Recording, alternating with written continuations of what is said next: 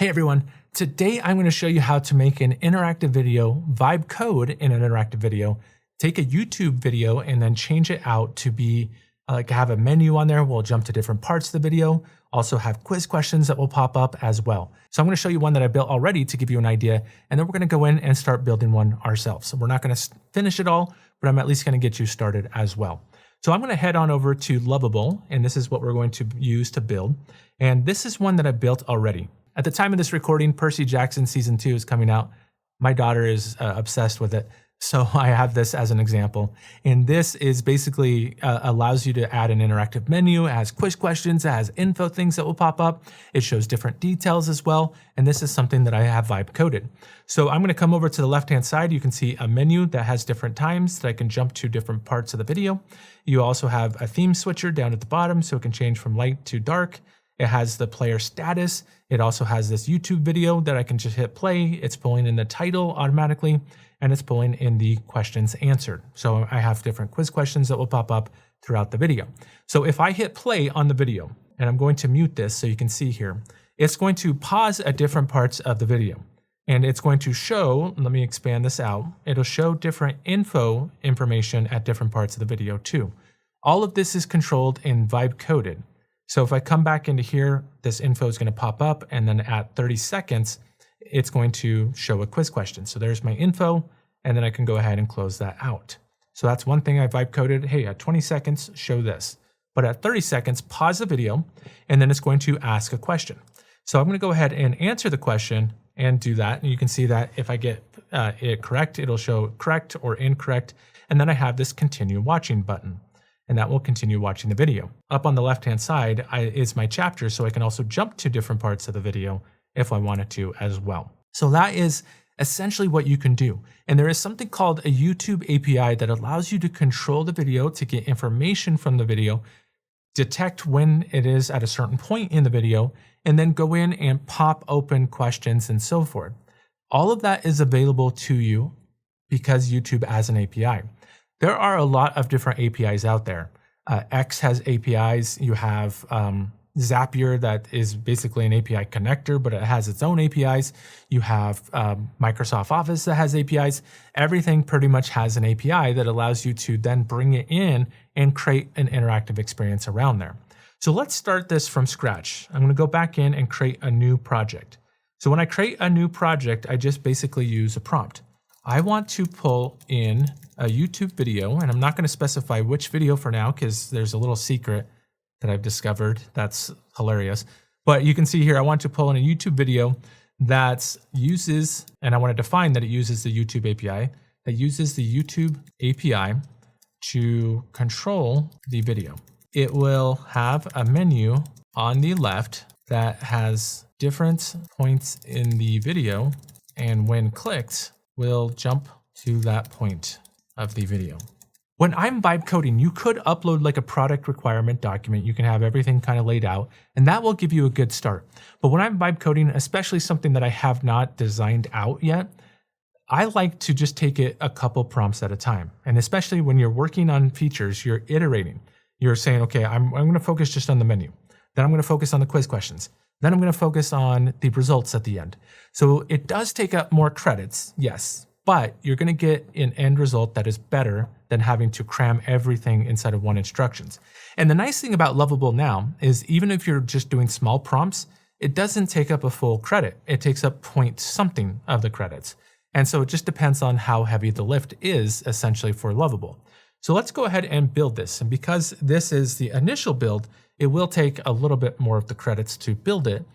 But that's where I'm like, $25, if you can afford the $25 for what Lovable creates, it is well worth it to be able to create these different types of custom interactions, especially since you can then take those and put them inside of Rise, or even deliver them and track them using XAPI yourself. There is just so many different possibilities that you can do without even touching them. So now it's going to go through, it's going to tell me exactly what it's going to do, and then it's going to start building here. So we have the YouTube API, we have the sidebar with clickable chapters timestamps, we have active chapter highlights, we also have play pause awareness, so it knows when it plays and it pauses, and then also responsive layout, so it works great on mobile device as well. So I like that Lovable gives you a plan and then it starts to work on it. So you could stop it and say, no, let's do this. Or you could even come down to the bottom here and click on this chat and chat through your plan before you even start to implement it. Okay, so it tells me what it's done. It's going to then preview this for me. And then it's going to refresh here in a second. So I didn't even define a style. I didn't tell it, hey, light theme, dark theme. I can change that. You can say, make this a light theme, make this a dark theme, make this hints of purple, things like that. But you can see here, this is the beauty. This is what I wanted to show you right here. For some reason, anytime you say use a YouTube video, it always uses this one right here.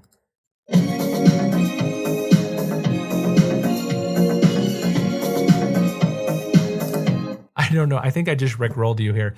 But for some reason, it always uses Rickroll for the YouTube video initially if you don't define it.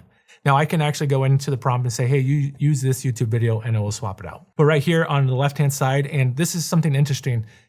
If I give the same prompt to two different people, Lovable is going to generate two different experiences. I don't know why, it just does it. And that's just AI in general. So every time you prompt, it's going to do that. But once it has a base, it will then just continue to iterate off of that base. It's not going to recreate or revamp something. Initially, when I started working with it, it did. Sometimes it would just revamp the entire site. But it's been a long time since it's done that. It usually stays with what code is there. And unless you tell it to revamp the entire site, it just kind of sticks with that same style. All right, so there is our chapters on the left-hand side. Right now, these chapters do not minimize. And so this is where I start to iterate. I can say, hey, have that collapse or have that fade in or something like that. So it depends on the type of experience that you want. And let's go ahead and click on getting started and notice that it jumps to this YouTube video at 45 seconds here and then jumps to two minutes there. So this menu on the left-hand side is working and it is jumping to different parts of the video. It is also not pulling in the information from the YouTube API. So I may want to update like, oh, this is actually 3 minutes and 31 seconds. Or I could just tell it to use the YouTube API.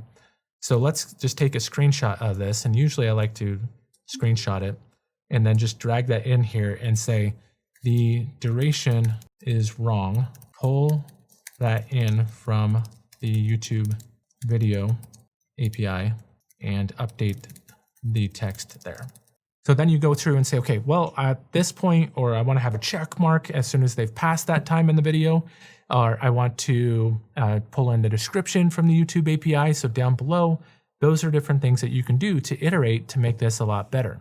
So it's always good to get started with one point or an initial concept and then start to add on additional features as you start to work with it. And so this is where you need to become the expert in the tool and make sure that you have used all the different things in the tool. So when you get it out to your learners, there's no like bugs or things that happen in there. So you can see right here, it has updated the time 3 minutes and 34 seconds. Great. Now let's go ahead and say when I click on the video, if it's paused, I want it to play the video. So when I click on the menu, if the video is paused, play the video.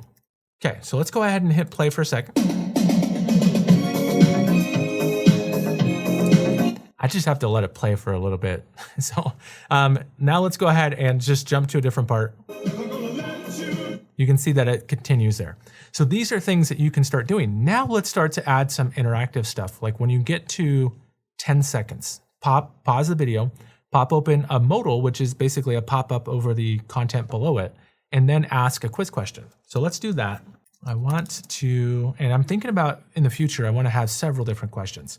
So this is where I'm going to define it and say, I want to have several questions pop up at different points of the video and ask multiple choice questions. I will change out the questions, but for now, have the first one show at 5 seconds.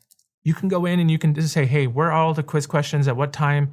And you can ask that and say, okay, here's all my 5 questions. I want to update them all, add another one. These are things that you can go back and forth and do. Okay, so it's done. So let's go ahead and hit play. So at the 5 seconds, it's gonna pause the video. It's gonna show this modal. Now it doesn't cover everything and that's fine. You can change that to like fade out everything if you wanted to. But let's go ahead and select one of the answers, click on submit answer. It says incorrect, and it just automatically continued. You can say, hey, pause and let them see the feedback and then have a continue button to continue. But it implements it different every single time. So sometimes it will have that continue button. Sometimes it just automatically continues.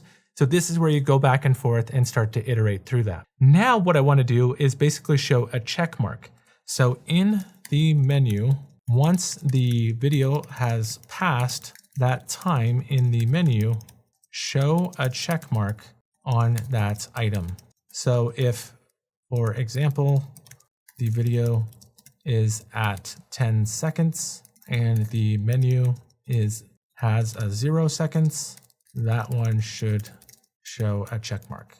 Okay, so there's our update. I'm gonna go ahead and hit refresh here and let's hit play.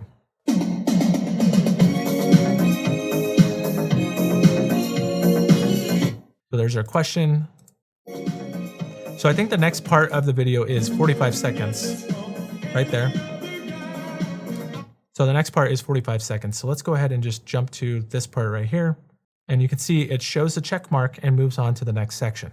So you could have things animate. You can even give it a script. You can have things animate along with the script. There are so many different possibilities that you can do with vibe coding. And just making something as simple as a video more interactive, having quiz questions, having menus that jump to different things. And so at this point, I just need to go in and say, hey, at 30 seconds, have this question. At 40 seconds, have this fill in the blank question. Those are different things that I can do. You can even have like a score down at the bottom. You can have like something at the end show like, okay, a certain percentage. These are things that you can do in order to make this more interactive. And then you can copy this code, put it into Rise and have it tracked there. Or you can actually just tie in XAPI if you have a learning record store, and you can have this tracked inside of your XAPI learning record store. So many different possibilities. I know I didn't finish everything inside of here. I just wanted to get you started with how to make a video interactive inside of Lovable. You can do this with Replit. You can do this with Cursor. You can do this with Visual Studio Code. There are a lot of different ways to be able to create these different types of experiences. So hopefully this helps you get started. But I want to know, like, what do you build? How are your interactive videos a little bit different than mine as well? So comment down below.